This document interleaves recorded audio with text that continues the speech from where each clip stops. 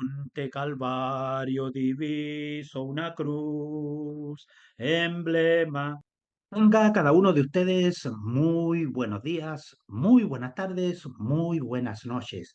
Cualquiera que sea el horario en que usted entre a nuestra página y tenga la bendición de ser parte de nuestra clase aquí en nuestro Instituto Teológico Interdenominacional, le damos en cordial bienvenida. ¿Y a qué le queremos invitar?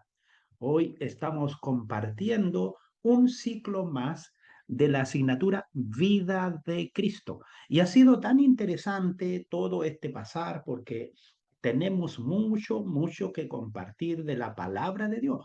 Nada nuestro, nada que hayan dicho los teólogos, los estudiosos, los libros, etcétera, etcétera. No, solo de la palabra de Dios, pero hay un cúmulo de información. Yo les puedo decir que el libro guía que tenemos es un texto que nos involucra 50 clases continuas sobre la vida de Cristo. Y luego vienen 5 libros más que son parte también de todo el texto de la vida de nuestro Señor Jesucristo. De modo que lo que estamos viendo aquí es solo un puntito del inicio de esta gran bendición que estamos compartiendo con ustedes. Y en la clase anterior, que fue la clase número 8, ya dimos algunas notas respecto al año final de nuestro Señor Jesucristo y por cierto también ahí marcando ya el tiempo de la crucifixión. Pero aún nos queda material y por eso no queremos dejarlo ahí aislado, solo, sino que queremos compartirlo con ustedes. Y hay en esta imagen encontramos muchos hechos de los cuales nos muestran los últimos meses, por decirlo así de alguna manera, o los últimos tiempos de nuestro Señor Jesucristo, antes de llegar allí al doloroso momento de la crucifixión.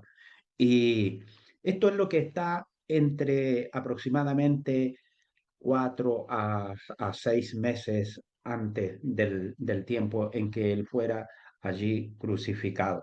Y está dentro también del tiempo de crucifixión, que es conocido como los últimos meses, cuando se inicia allí el ministerio en Perea, el retiro a la ciudad de Efraín, la resurrección de Lázaro, la mujer sanada de su enfermedad, y la cena en la casa del fariseo, la, las parábolas del huésped ambicioso, la parábola de la gran cena, la parábola de la oveja perdida, la parábola de la moneda perdida, del hijo pródigo, del mayordomo infiel, del rico y Lázaro, la enseñanza sobre la indulgencia, la fe y la humildad, las explicaciones acerca del divorcio, los niños son bendecidos, es decir, la bendición de los niños ocurre en este periodo. La ambición de Jacob y Juan de querer estar sentado en el reino al lado del maestro, la sanidad de 2 ciegos, la visita a Saqueo, la parábola de las 10 minas, la unción en Betania, y hay un cúmulo de información que está en los últimos meses. Es como cuando usted se quiere cambiar de casa y está viendo todos los que tiene que llevar porque no quiere olvidar nada. Así es este periodo muy, muy movido con bastante enseñanza. Y aquí hay cosas que las vamos a rescatar. Por ejemplo, con nuestro Señor Jesucristo, cuando Él pasa allí por un lugar y las personas sabían que iba pasando un maestro de Israel, entonces ellos salían a los caminos y llevaban sus niños para que aquel maestro pusiera bendición. Y en este caso fue la presencia del Señor Jesucristo. Con algunos otros maestros tienen que haber hecho lo mismo. Seguramente al apóstol Pablo también le tocó vivir esa misma experiencia. Pero ¿qué es lo que nos muestra el Señor Jesús aquí a cada uno de nosotros en estos pasajes que lo encontramos? Nosotros siempre usamos el pasaje de Marcos capítulo 10, cuando el Señor Jesús bendice ahí a los niños. Lo interesante está aquí en que el Señor Jesús da una nueva enseñanza, una normativa, qué hacer con estos inocentes libres de pecado. En primer lugar, él allí da una reprensión a su discípulo y le dice que de los niños es el reino de los cielos. Y en otro de los evangelios, hablando sobre el mismo tema, le dice que si no tuvieran el corazón de un niño no pueden entrar en el reino de los cielos. Es decir, la preeminencia de los inocentes está delante de Dios antes que nosotros y todas nuestras obras que nos acompañen. Están ellos. Y fíjese usted, recordemos que cuando él fue presentado en el templo, según lo menciona allí Lucas capítulo 2, del versículo 21 en adelante, allí se cumplió todo lo que era el ritual hebreo. Pero el Señor Jesús aquí, cuando Él toma a los niños, no dice yo dedico a este niño a Dios el Padre. No, Él solo coloca una bendición y tampoco lo bautiza, que es algo muy interesante que nosotros tenemos que recoger. ¿Por qué muchas veces la iglesia evangélica bautiza a los niños?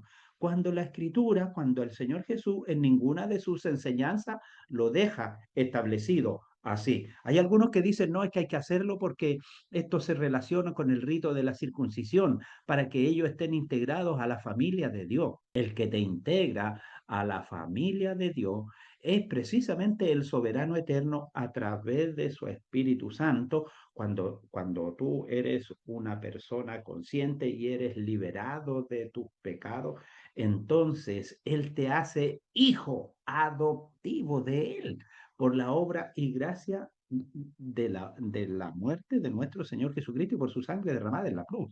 Entonces, no debemos confundir la bendición a los niños con el hecho de que ellos quedan integrados a la familia de Dios. Todos somos creación de Dios, de formación.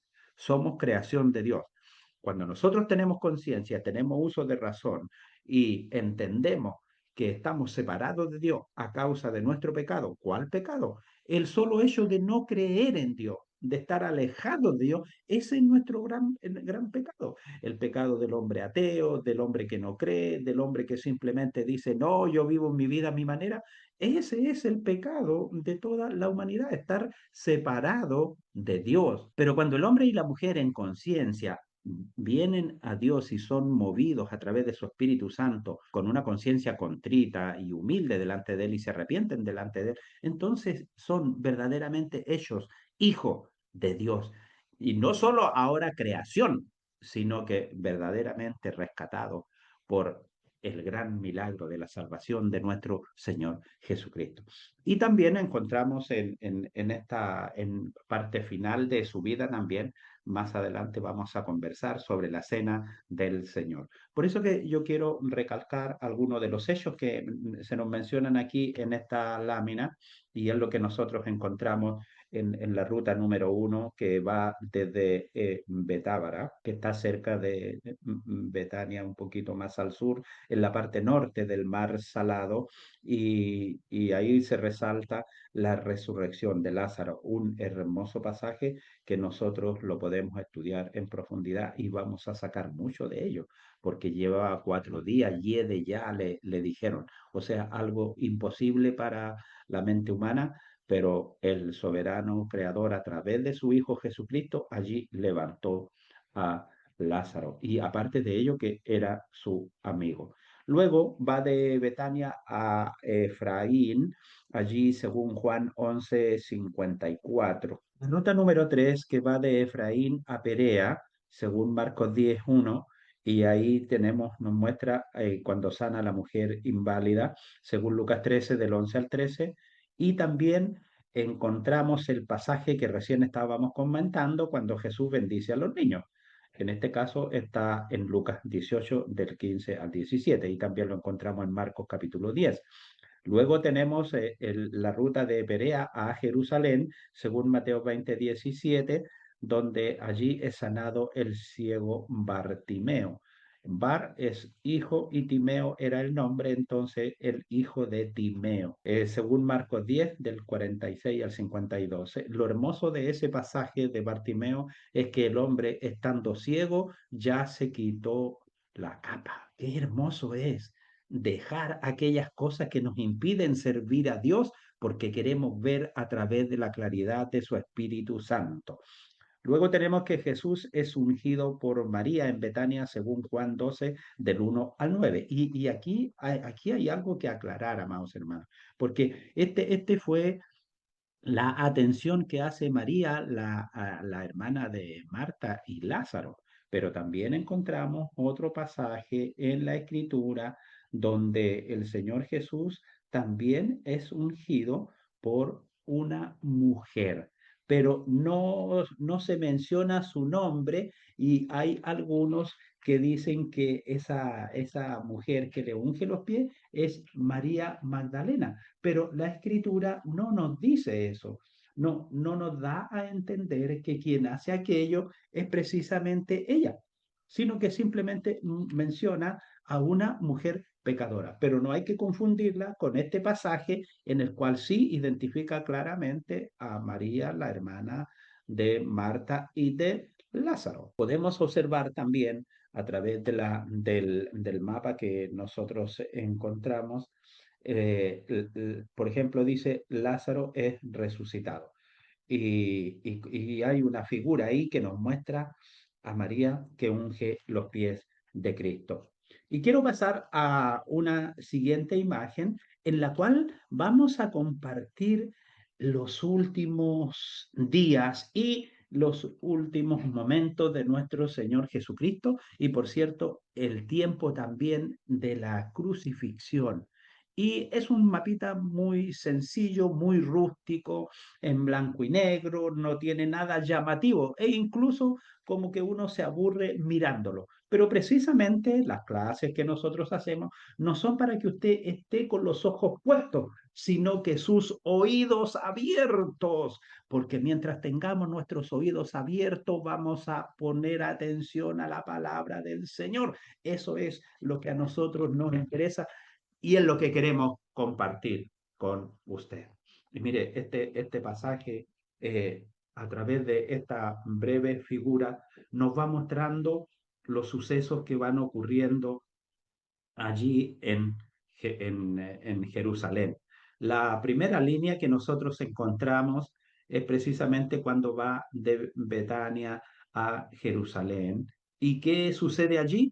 Es cuando ocurre la cena del Señor. También tenemos distintos pasajes que nos hablan sobre la cena del Señor al observar en la columna comparativa de las armonías de los evangelios. Nosotros encontramos allí lo que es conocido como la última cena. La verdad es que fue la celebración de la última Pascua judía y es la instauración de la cena del Señor para la iglesia cristiana, porque se encontraban allí reunidos el Señor Jesús con sus discípulos y todos estaban comiendo y estaban explicando y comentando a qué se debía esta celebración, algo que se hacía todos los años.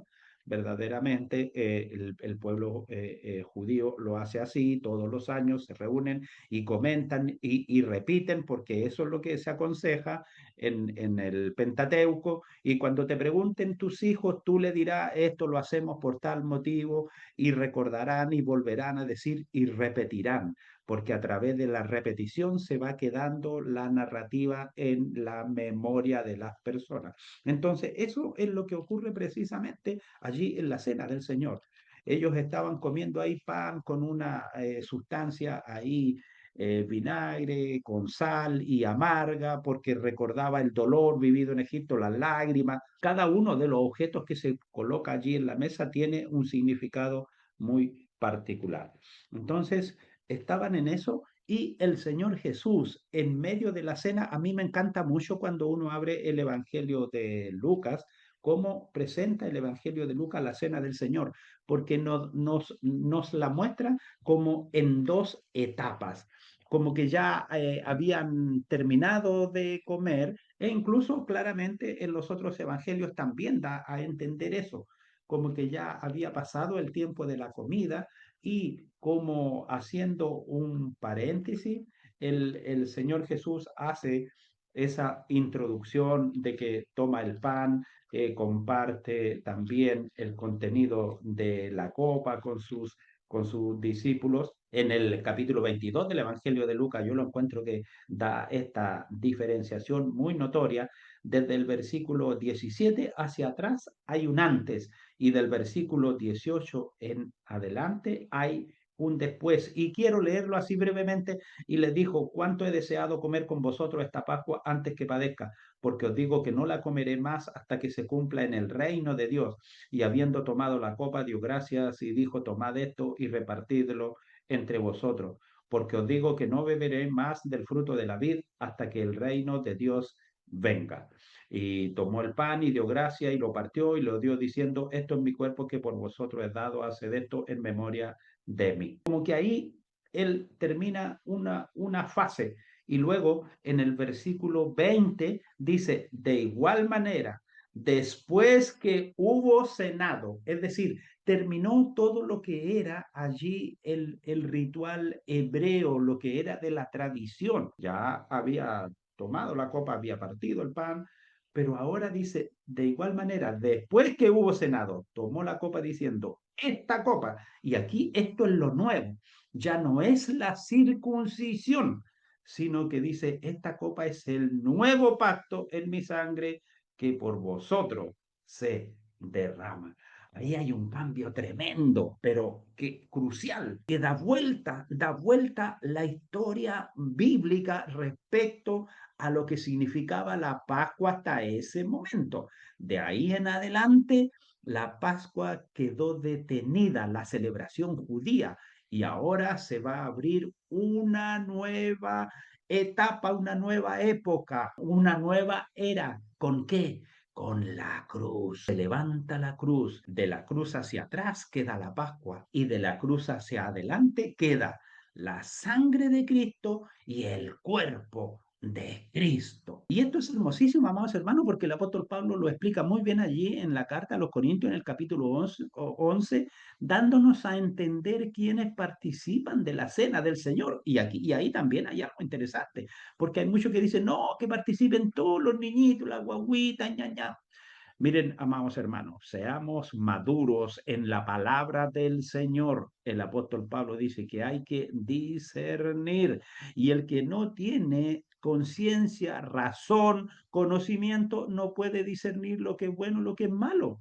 A un niño usted le puede pasar un clavo y le dice que es bueno y el niño va a usar el clavo porque usted le dijo que era bueno y él va a empezar a picotear y resulta que está haciendo daño, pero usted le dijo que era bueno. Y él lo cree porque niño, en su inocencia, él acepta todo lo que un mayor le dice.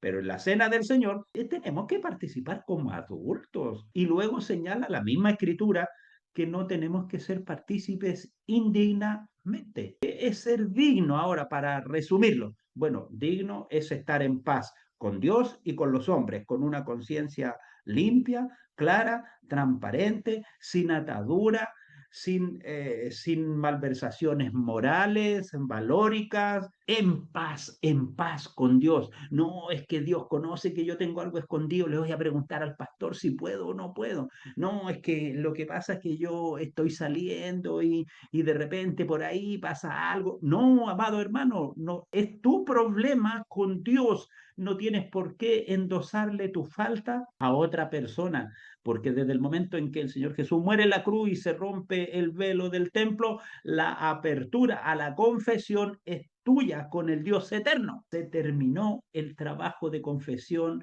de los sacerdotes. Eso lo hace otra entidad religiosa, no la hace el mundo seguidor de Cristo Jesús, los que practican su evangelio. Continuamos ahí de la cena del Señor. Entonces, lo que está mencionado ya hemos visto. Ahora viene de la última cena, ¿cierto? Al huerto de Getsemaní, según Mateo 26:36. ¿Por qué? Dentro del proceso de la Pascua también se entonaban cánticos, desde el Salmo 113 al Salmo 118, eran cánticos que se entonaban. Entonces dice, cuando hubieron cantado el himno, salieron hacia el huerto. Bueno, eso hace referencia a ello. Y en Getsemaní Jesús ora por sus discípulos, pero ellos se duermen. Eso está indicado en Lucas 22, del 40 al 45. Cuando yo sigo en este mismo dibujito, sigo la huella número 3 del Getsemaní al palacio del sumo sacerdote, Jesús ante el Sanedrín. Ahí tenemos la referencia de Mateo 26 del 57 al 68. Recordemos que él va primero ante Anás y luego va ante Caifás, es decir, el proceso religioso, podríamos llamarlo así. ¿Por qué va ante los dos? Porque ellos estaban emparentados, entonces cada uno cuidaba su imagen. Primero tenía que pasar por Anás y después ir a Caifás. Pero el que había dado finalmente la autorización era Caifás. Luego vemos en la página, en la ruta número 4, dice, del palacio de Caifás al tribunal de Pilato, según Lucas 23, versículo 1. Y aquí es donde nosotros tenemos que ir entendiendo un poquito. Pasó la situación religiosa y esto debería de haber terminado ahí. Y esto también nos muestra a nosotros muchas veces situaciones que son propias de la iglesia. ¿Por qué van a parar ante la justicia? Por eso que Pilato se lava las manos, porque no entendía qué era lo que pasaba. Si este era un tema religioso, era un tema de judío, ¿por qué llegaban delante de él? Eso es lo que yo me pregunto. ¿Por qué las discusiones de la iglesia van a parar ante la ley? Y más encima somos pero tan necios que suben en Facebook, suben en Instagram, suben en los WhatsApp las discusiones de la iglesia, hermano, y cometen esos terribles pecados de darle la perla a los cerdos. ¿Cómo no poder entender esas cosas, amados hermanos? Y organizaciones grandes en nuestro país se han embarrado, se han ensuciado como un chancho en el barro y han denigrado, han denostado la obra del Señor. ¿Cómo no tener ningún recato, ningún reparo? Eso nos enseña a nosotros esta situación que ocurre aquí con nuestro Señor Jesucristo. Y ahora, más encima, después de estar ahí con Pilato, el gobernador romano, pasa a Herodes. ¿Pero qué tiene que ver Herodes? Bueno, lo que sucede es que Herodes administraba la zona de la Galilea y la zona de Perea. Me refiero a Herodes Antipas, a Herodes el tetrarca. Judea en ese momento estaba controlada por los romanos y el controlador era precisamente el procurador designado allí, que era Poncio Pilato. Entonces, como todo había que hacerlo dentro del acuerdo de las autoridades de la región, de la autoridad romana, pasaba a este Herodes que era el que tenía el control, el vasallo, que en el fondo le pagaba los impuestos al imperio romano. Y según Lucas 23 del versículo 7, Jesús ante Herodes del versículo 8 al 11 del capítulo 23 de Lucas. Luego tenemos nuevamente la ruta número 6 de Herodes vuelve a Pilato, allí en Lucas 23 en el versículo 11. Y en el tribunal de Pilato Jesús es sentenciado, según Mateo 27, versículo 26. Y luego tenemos del tribunal de Pilato, finalmente sale ¿a dónde? Al Gólgota o al Calvario. Lucas 23, 33, que nos muestra verdaderamente la crucifixión de nuestro Señor Jesucristo. Y miren finalmente, de Pilato vuelve al Gólgota. Un asunto religioso termina siendo dirimido por la ley. ¿Quién finalmente es el que da la orden para salir al Gólgota? De las últimas palabras de Pilato. ¿A quién dejamos vivo? ¿A Barrabás o a Jesús? Barrabás. ¿Y a quién crucificamos? A Jesús. Y ahí ocurre todo lo que nosotros bien sabemos, la flagelación, lo que se conoce muchas veces en la narrativa histórica, pictórica y artística, como el camino de la pasión, las 12 estaciones que se grafica a través de distintos cuadros, de distintas representaciones, de distintas imágenes que el arte ha logrado allí plasmar el sufrimiento de nuestro Señor Jesucristo. Si ustedes tienen la bendición de conseguir este material de la Biblia Thompson, que también lo complementa la Biblia MacArthur y también está contenido su relato en la Biblia del Expositor. Es un material excelente que les permitirá una mayor comprensión y ustedes podrán compartir con sus hermanos en las congregaciones un estudio más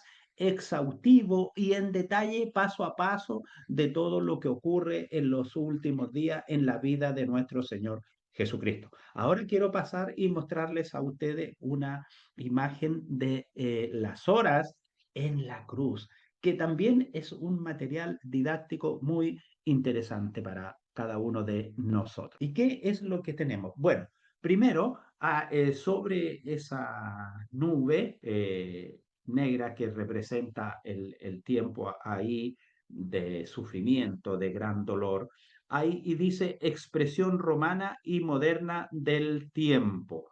Y luego hay otra línea que dice expresión judía del tiempo. ¿Por qué? Porque está la hora tercera, luego está la hora quinta, la hora sexta, la hora novena. La hora tercera corresponde a las 9 a.m., la hora quinta a las 11 a.m., la hora sexta a las 12 y la hora novena a las 3 p.m. Por eso que están estas dos líneas de tiempo. Y luego se va relatando en cada una de ellas los sucesos que ocurren de las horas en la cruz. Pero antes que lleguemos a todo esto, tenemos también un breve resumen de las cosas que ocurren antes de llegar a la cruz. Tenemos la cena del Señor, tenemos la bendición de los niños, tenemos el paso por el Getsemaní, tenemos el arresto de Jesús y tenemos allí la conversación ante el sumo sacerdote Anás y Caifás. Y luego ya parte en un horario temprano ante Pilato, según Marcos 15:1. Luego hay una letra B que ustedes la pueden apreciar muy bien por el lado izquierdo. Entonces es enviado a Herodes, según Lucas 23 del 6 al 10. Regresa de nuevo a Pilato, lo que habíamos visto en la imagen anterior, según Lucas 23:11. Y la letra D es sentenciado, según Lucas 23 del 23 al 24 y en la letra E dice que es llevado al Calvario. Esto es aproximadamente a las 8 de la mañana, según Lucas 23:26. Y entre las 9 en adelante, entonces ya es crucificado, Lucas 23:33. La crucifixión en sí ocurre a la hora tercera. Era la hora tercera cuando le crucificaron. Eso lo dice textualmente en Marcos 15:25. Y Jesús decía, Padre, perdónalo, porque no saben lo que hacen, según Lucas 23:34. Y dice, repartieron entre sí sus vestidos, echando suerte para ver qué se llevaría cada uno, según Marcos 15:24. Y subiendo un poquito más arriba, la letra H dice, y los que pasaban le injuriaban diciendo, si eres hijo de Dios, desciende de la cruz. Mateo 27 del 39 al 40. Eso está sucediendo después de las 10 de la mañana entre la hora tercera y la hora quinta, es decir, es aproximadamente la hora cuarta en el horario judío y en el horario romano entre las 10 y las 11 de la mañana. Ahora, ¿qué tenemos en la letra I? Esto es aproximadamente entre la hora cuarta y la hora quinta, como a las 10:30 de la mañana. Los principales sacerdotes, escarneciendo, se decían, a otro salvó, a sí mismo no se puede salvar. Eso es lo que dice uno de los que está allí en la cruz, siendo crucificado junto con él. Hay aquí una información que está en línea punteada, por eso que es interesante recurrir a las citas bíblicas. No nos olvidemos que esta imagen es solo un resumen que trata de colocar en un orden un poquito cronológico los sucesos allí en la cruz. Y cuando ya es aproximadamente la hora quinta o un cuarto para las 11 de la mañana, la letra J dice, los soldados también le escarnecían. Si tú eres el rey de los judíos, sálvate a ti mismo. Lucas 23 del 36 al 37. Y la letra K, que es la letra que está en la esquina izquierda arriba, cuando ya es la hora quinta, cuando son las 11 de la mañana, y uno de los malhechores que estaban colgados le injuriaba diciendo, si tú eres el Cristo, sálvate a ti mismo y a nosotros. Lucas 23, 39. Y recuerden que el otro finalmente le termina diciendo, acuérdate de mí cuando estés en tu reino, y él le dice, de cierto te digo que hoy estarás conmigo en el paraíso. Eso está en la letra L. Respondiendo el otro, le reprendió y dijo a Jesús, acuérdate de mí cuando vengas en tu reino. Lucas 23 del 40 al 42. En el mismo horario, entre las 11:30 y las 11, es decir, entre la hora quinta y la hora quinta y media, podríamos decir, entonces Jesús le dijo, de cierto te digo que hoy estará en el paraíso. Lucas 23, 43. También tenemos, menciona en ese mismo horario, Jesús dijo a su madre, mujer, he ahí tu hijo. Después dijo al discípulo, he ahí tu madre. Juan 19, 26, 27. Esto está entre la hora quinta y la hora sexta, es decir, como a las 11:30, y ese pasaje se refiere y en ello coinciden todos los estudiantes de la Biblia, que lo más probable es que se refería a Juan, que era el más joven. Y a las 12 del día o a la hora sexta, cuando vino la hora sexta, hubo tinieblas sobre toda la tierra hasta la hora novena, es decir, desde las 12 hasta las 3 de la tarde. Esto está señalado en Marcos 15:33. Luego tenemos las líneas sólidas que nos muestran las horas registradas en la escritura, las líneas sólidas. Y las líneas quebradas indican solamente la secuencia de los sucesos. Las horas exactas no están registradas en la escritura, para que ustedes tengan presente y no hablen de pronto diciendo, todo esto es verdad, todo esto es verdad. No, también han sido muy, muy pulcros en la ejecución de esta imagen, de esta figura, tratando de dar una armonía a los sucesos, pero también hay una pureza, una limpieza de decir, la línea sólida muestra la hora registrada en la escritura y las líneas punteadas solamente es una secuencia. Continuamos por el lado derecho con esta hermosa imagen. Jesús clamó, Dios mío, ¿por qué me has desamparado? Esto está allí en Mateo 27, 46 y es lo que pudo haber ocurrido entre la hora séptima y la hora octava, es decir, entre la 1 y las 2 de la tarde. Cuando clama y dice, tengo sed, cuando allí le dan un hisopo con vinagre, en Juan 19, 28, que puede ser la hora octava. Y luego tenemos, ya aproximándose a la hora novena o a las 3 de la tarde, cuando él exclama, consumado es decir, todo ya está terminado, todo lo he cumplido, Padre eterno. Juan 19:30. Padre, en tus manos encomiendo mi espíritu. Lucas 23:46. Y ese fue el momento en que el Hijo del Dios eterno, nuestro Señor Jesucristo, se separa su espíritu de su carne. Y de ahí terminó su conciencia del sufrimiento y vuelve su espíritu a Dios el Padre que lo dio. Y entonces se está cumpliendo la hora tercera. Los sucesos que siguieron inmediatamente mientras está ocurriendo esto en la cruz son los siguientes. El velo se rasgó en dos y la tierra tembló. Mateo 27:51. Los sepulcros se abrieron. Mateo 27:52. El centurión romano exclamó, verdaderamente este era hijo de Dios.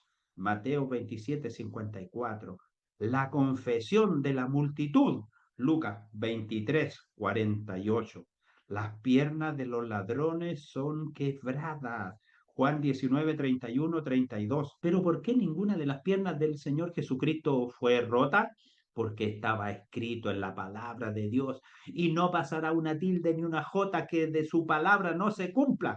Por eso ninguno de sus huesos fue roto. El soldado, entonces, al no golpear sus piernas, entonces coloca su lanza en el costado del cual sale sangre y agua. Según Juan 19:34.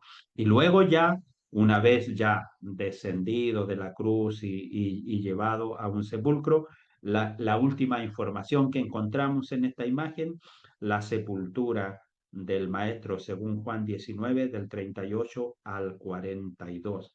Y note usted que el sepulcro tiene triple seguridad, una pesada piedra que no se podía mover por una sola persona. Primero, una pesada piedra, y esa piedra tenía un pequeño canalizo en la parte baja del terreno, entonces caía allí y costaba mucho sacarla de esa horma que había allí en el sepulcro. Segundo, había sido puesto el sello imperial. Por lo tanto, la autoridad, quien vulneraba ese sello, se exponía a un juicio.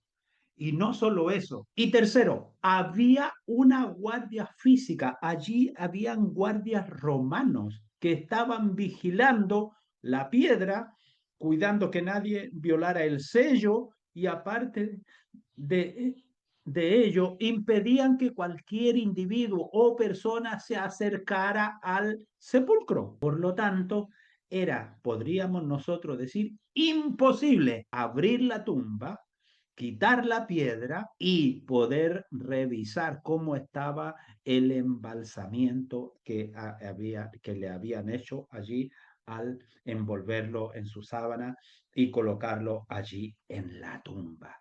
Pero precisamente en la siguiente lección vamos a hablar cómo se mueve la piedra de la tumba del Cristo que se levanta en gloria y majestad para vida eterna. Amados hermanos, deseo de todo corazón que el soberano creador bendiga sus vidas y por favor no se desconecte de nuestro enlace, porque la última lección con la cual esperamos cerrar este tema clase Vida de Cristo, les vuelvo a insistir, hay mucha información que tenemos en la escritura para compartir con ustedes. Pero si estuviéramos verdaderamente tendríamos más de un año para estar compartiendo con ustedes cíclicamente una clase por semana. Pero todo tiene su tiempo. También ustedes tienen que colocar de su parte. Lo primero que tiene que ser un buen alumno de instituto es lector de la Biblia. El alumno de instituto no puede usar inteligencia artificial para hacer las tareas. El alumno de instituto no puede usar la inteligencia artificial para hacer un ensayo, para preparar una tesis, para preparar una tesina. El quien hace aquello es un ladrón y está faltando a la verdad delante del Dios eterno.